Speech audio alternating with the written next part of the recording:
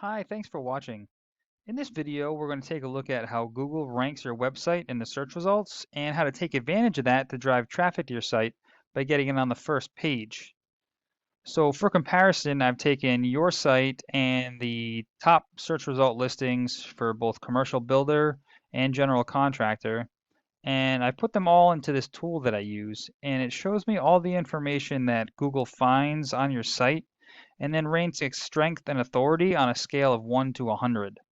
So just by comparison, you can take a look at the numbers from some of the competition and see why that they're ranking on the first page above yours. But let me go into a little bit further detail of what these numbers mean and how we can improve them for you. So I've got your website pulled up here, and I like the layout. One of the first problems I'm seeing is that it doesn't appear to be mobile optimized. So this button, well, this should be a button that people could click and call, just like this is a button that can pull up their email. Most people are using a mobile device nowadays, so that would be a big thing. So that way you can just hit that button, they can instantly get that number on their phone to start dialing. However, the biggest problem that I'm seeing right now is that there just really isn't a whole lot of content on the page. The reason that's an issue is because when Google is looking to rank your website, it's going to do so based on two factors, and the first is the amount of content.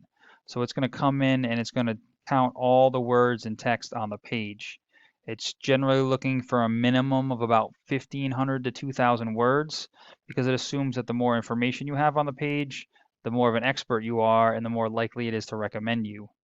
Now, while it's counting the words, it's also searching for keywords, which would be anything that somebody would type into search, which is usually going to be a service that you offer and then the area that you offer it in. Now, this is where the number of words on the page particularly comes into play because you're only allowed to have one of these keywords for every 100 to 150 words of text on the page. Now, the second way that Google is going to rank the website is based on what's called its authority, which is pretty much just a popularity contest. Now, there are two ways for you to build authority for your website. The first is through getting what's called citations. Now, that's any time that your name, address, and phone number are listed in an online directory. Those include Yelp, Yellow Pages, Better Business Bureau. They're usually all free to get. It just takes some time to find them, register your business, and then input the information exactly as it's shown in Google. The second way to build authority is through what's called backlinks, which is when another website links or refers back to yours, and it acts as an endorsement that Google uses to build trust because others are vouching for you.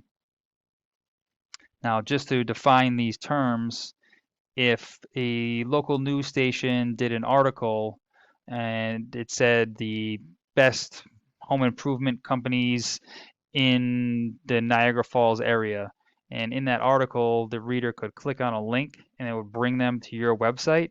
That would be considered one backlink from one referring domain or one referring website. So you can see how the other sites are building that authority, and it's the reason why Google trusts them over yours and is preferring them to the top of the search results. However, something to mention here is it's not just a matter of the quantity of these links, it's also the quality that's important. We need to make sure that we're finding blog posts or news media, press releases, any kind of articles that are relative to your industry, such as the construction, home repair, or remodeling. We can't just have any website linking back to yours. Now, this authority or trust that Google has is going to determine where you rank in this section, which is called the organic search results. The higher up the authority or trust, the higher up in this list you're going to rank. Now, at the top of the page, this section right here is what we call the map pack, which is actually part of the Google Maps app, so you can update it right from your smartphone. When you're filling out your Google business profile to get in here, you want to make sure you fill out as much information as possible, all the fields, all the services that you offer, the areas you offer them in, even your hours of operation. Then you want to add as many geotagged photos inside of your service area and upload those as well as posts to your profile on a regular basis.